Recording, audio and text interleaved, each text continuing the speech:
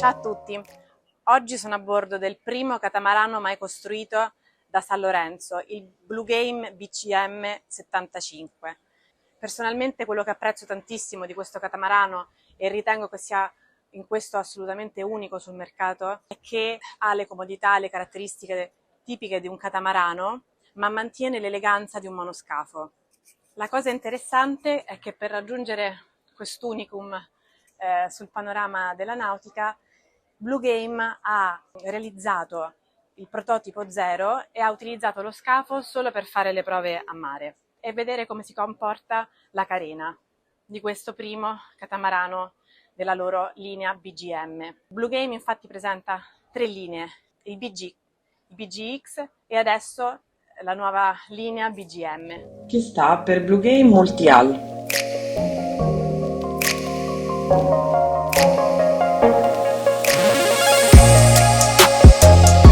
Personalmente apprezzo molto queste celini, sono una caratteristica ricorrente qui a bordo, che hanno queste fughe libere dai comenti che richiamano il pavimento in tech, lo trovo molto bello. Sullo scafo di dritta abbiamo la zona dell'equipaggio, la cucina e un day ahead. Nello scafo di sinistra abbiamo la zona ospiti, quindi è anche chiaramente molto ben diviso tra la zona ospiti che ha un accesso indipendente e la zona dell'equipaggio.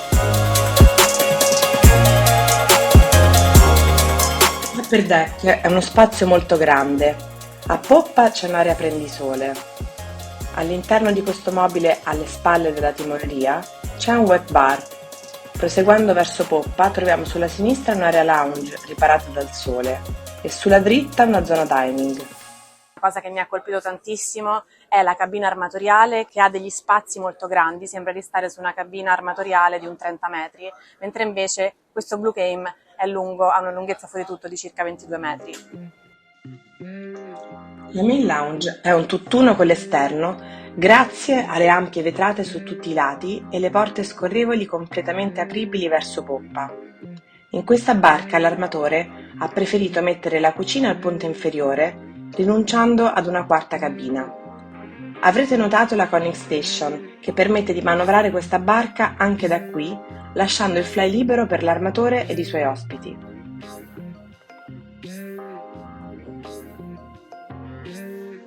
Siamo nella cabina armatoriale che si trova sotto alla zona di prua del main deck. Come vedete, la Master Suite occupa tutta la larghezza del BGM.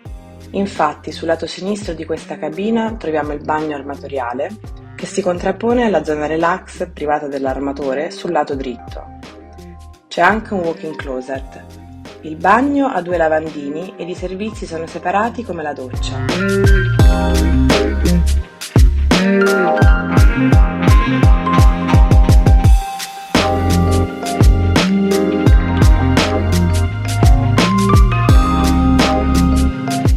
Qui a sinistra c'è un day ahead, mentre la porta che avete visto a dritta permette di accedere alla cucina e alla zona crew, con 2 cabine e 2 bagni per un totale di 4 posti letto. Andiamo a vedere le cabine ospiti.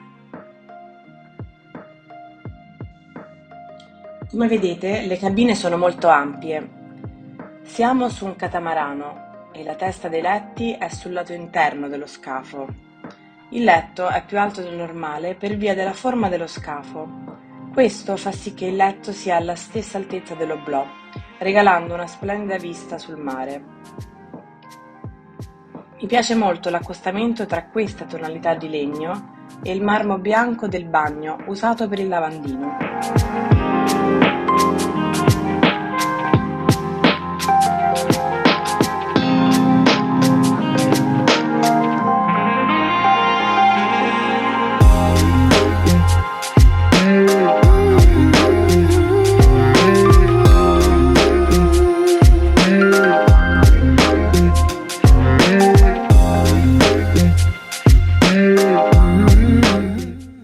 Guardate che belli questi cielini con le luci incastonate e questo design bellissimo dato dalle nicchie delle luci che sono disallineate tra i vari pannelli.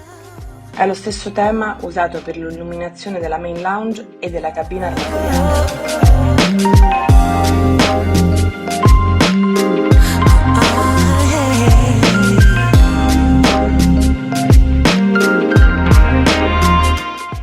Saliamo sul main deck e andiamo a scoprire il Beach Club.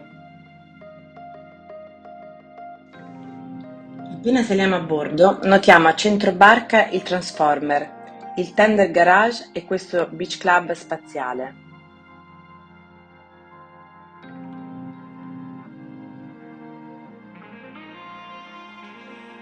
Pensate che quest'area Beach Club, con le murate chiuse, è larga 8 metri e con le murate abbattibili diventa larga ben 12 metri. Larghezza da yacht da più di 50 metri, per cui veramente notevole. Quest'area diventa una zona Beach Club molto bella perché è estremamente vicino all'acqua e quindi si può ritornare a stretto contatto con la natura e con il mare vivendo quest'area durante il giorno.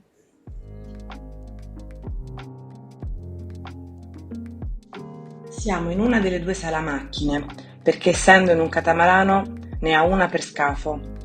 La scelta di mettere 2 IPS garantisce una grande manovrabilità, che nel caso dei catamarani diventa ancora più importante, in quanto l'opera morta è più soggetta al vento rispetto ad un monocarena. La barca è anche dotata di 2 generatori Kohler ed è molto facile accedere ad ogni angolo di queste 2 sala macchine. Andiamo a prua. Che bella la fuga del tech grigia!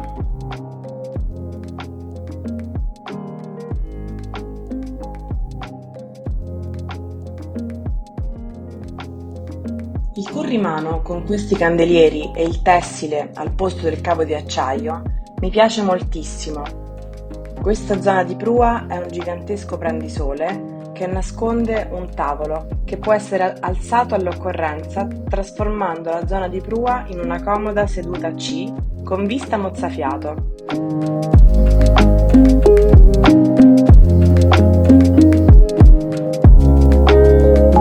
Se guardate l'upper deck verso prua e sui lati, la battagliola è di vetro con un corrimano di acciaio sopra per non interrompere la vista verso il mare.